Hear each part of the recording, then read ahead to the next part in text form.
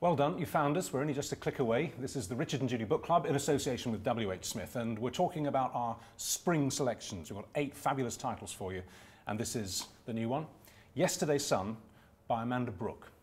Now, in Meryl Streep's breakthrough movie, Sophie's Choice, she, of course, as a mother, has to choose one child over another to save their life. A terrible dilemma. The dilemma of the central character of this book, Holly, is that she has to decide between her life and her unborn child's, because, for reasons we'll come to, she discovers, and she keeps this to herself, that if she goes full term with the pregnancy and gives birth, she will die. If she chooses to live, she must sacrifice the life of her unborn daughter, who she comes to love very much. It's a remarkable concept, and it's beautifully and very tenderly written. And I have to say straight away, Amanda, that it struck me that you must have based some of this on your own awful experience of losing a little boy, Nathan. Yeah. And you kept a diary of his life. Yeah.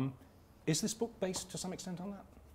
I think the idea, the germ of that idea came from my own experiences and that tied in with the idea of time travel, of wanting to go back in time to see Nathan again, and then tying that in with, you know, what would happen if I could have that choice, if I could kind of sacrifice my life for his, and that's where the germ of the idea came from. And in fact, we all know that almost every mother would make the choice to sacrifice herself, because the maternal instinct and the love is just so overwhelming. Your little boy was only 3, wasn't he? Yeah, he was diagnosed with leukemia when he was 21 months old, and we had 2 years of trying to find a cure for him. He had a bone marrow transplant and died a month later. He was 3 years and 10 months.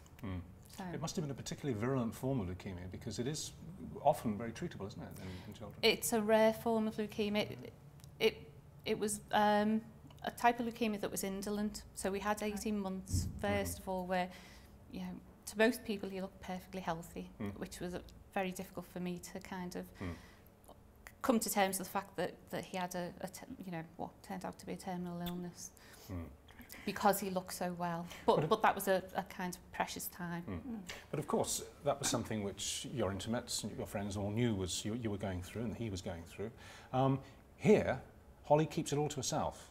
It's something completely locked inside her. And one of the reasons that she's able to look into the future and see what's going to happen if she has the child or doesn't have the child is this fantastic device, this mystical device, the moon dial. I should say that she and her husband, Tom, they move into a beautiful house in the country. They're both young, and they sit down and they write a 5-year plan. They actually commit it to paper. And as John Lennon said, you know, life is what happens to you when you're planning other things, you're making other plans. And that's exactly what happens to her. So she gets pregnant, and then she has this discovery. Tell us about the moon dial, which she discovers in the garden. It's a fantastic plot device. Oh, do you know, I wish I could go back in time and think about where that idea came from. And it was just a lot of ideas coming together that kind of, I think even when I started writing it, I didn't really, I wanted it to be an old ancient device, and I wanted it to be something where it was linked with the moon, and I'd made that link between moonlight, fertility, all kinds of things. But it was kind of, when I started exploring what she would see in the future and how she might change it, I realised that it could be quite chaotic. There could be all kinds of different scenarios. She could change things and kind of not reach that pivotal point where she would have to make a decision. So I had to control it. So hence kind the of, moon dial. Well, first of all, I've never heard of a moon dial. What is a moon dial? I don't even know if it exists.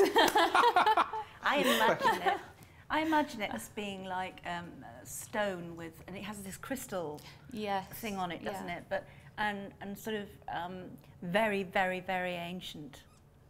Yeah, I think that the history behind it was that it's the actual stone itself that has some kind of Aztec history, and that it has the power of time travel, and that a Victorian kind of gent had brought it back and had changed it and adapted it into a moon dial to capture the power of the moon. Right.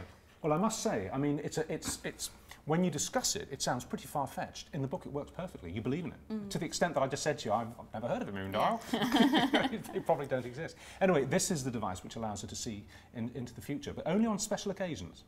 Yeah, only on a full moon. So there's only one day in each month where did you make? See, I just made that. Maybe I saw more into it than you intended, but I thought one of the reasons you thought of a moon dial or incorporated it was because of the cycle of fertility and all the rest of it. Was that just coincidental? No, not until you've mentioned that. Okay. Claim it. That was this, subconscious. Did it on purpose. And why does Holly keep it all from Tom? I think it needs to be her decision, and the more choices that she had, or the more discussion she had, if Tom had been brought into that decision, it become far too complicated. It needed to be her decision. It was a maternal instinct, and I wanted it to be quite unfettered. So it was down to her alone. So it really suited my purposes that she didn't tell Tom. But also it was that kind of that burden that she wanted to take. And understand herself and understand what was happening to her, because she didn't at first understand. Did you, I mean, I hate to sound cliched, and I hope I don't, but you obviously wrote this the emotions that spawned it were from your own. Did writing the book in any sense help you to come to terms with Nathan's death? I think always, right from the very beginning when I started writing, I wanted to get to that chapter where she takes that choice. To me, that was the kind of driving force for the whole book. The pain of sitting and writing every day, and of all the previous chapters was getting to that point. So yet there was a kind of cathartic moment where I kind of had that scene already mapped out, and the feelings mapped out. Because you yourself would know in retrospect that if you could have given your own life in exchange for your little son's, you would have done so. Yeah, and it was wrapped in the particular scene we're talking about. It's kind of thinking about those emotions that I felt when I lost Nathan, and it was tapping into that and kind of, revisiting that and putting it down on paper. And when people like us who thus far have been blessed and haven't lost a child, when we all as parents think about what it might be like, how we'd cope, we all think about it and talk about it from time to time. Is the actual, and you must have done so before you even had Nathan, is the reality of it anything like what you try and imagine or try and put yourself into in theory? I think it's probably different for everybody, but similar. There are so many similarities when you speak to other bereaved parents that, but no, you can't imagine. No. And there are very subtle things, that the way that,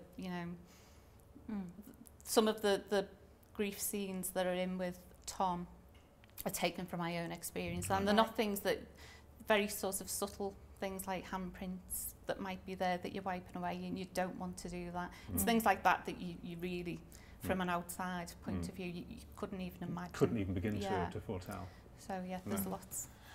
Well, it's a real achievement. It really is. Yesterday's Sun, Amanda Brooke, congratulations. Thank you. Well, tell us what you think of this once you've read it. I can't believe you won't love it. Come back to this site, whsmith.co.uk/Richard and Judy, and post your own review. We absolutely love reading them. Don't forget our podcasts, which have got all kinds of stuff to do with the book club in them, including bits of the interviews with all the authors. You can download those for free from iTunes. And in all of the books now, starting this year, we've got extra content in the back, only when you get them from WH Smith. It's got little short point interviews with the authors. It's got ideas for discussions you can have in your own book club, all kinds of things like that. It's really worth having a look. So enjoy and read this with tenderness in your heart.